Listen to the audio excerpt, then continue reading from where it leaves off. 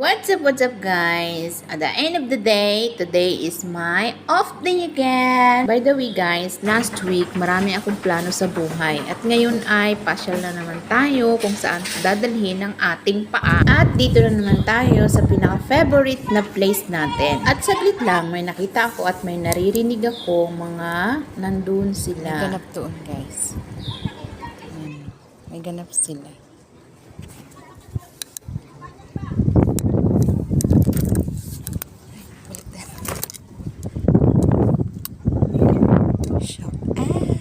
Shout out sa inyo. Ang saya naman.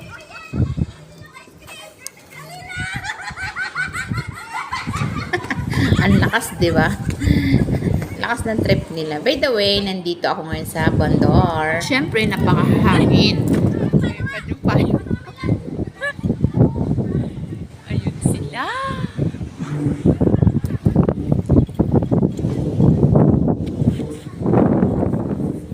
Pero guys, aaminin ko talaga sa inyo, ito talaga ang pinaka-favorite kong place.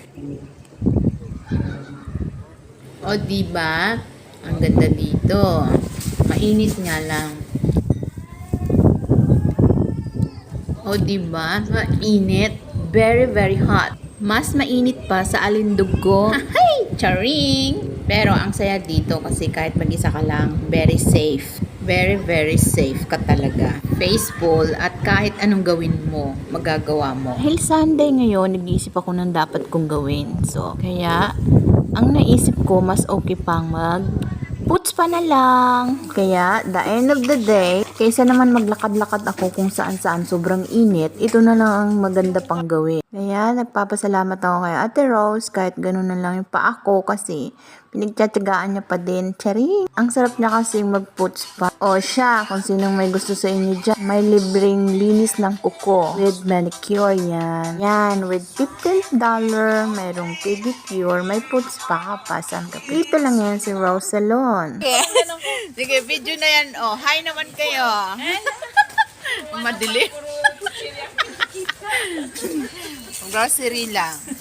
Short, pagkatapos ko magcharurut, sila ang nakasama ko. Kaya, shout out sa inyo dyan, sa mga Brunei girl. At yun lang guys, until the end of the day. Ang short karanasan ko today. Yun lang guys, thank you for watching.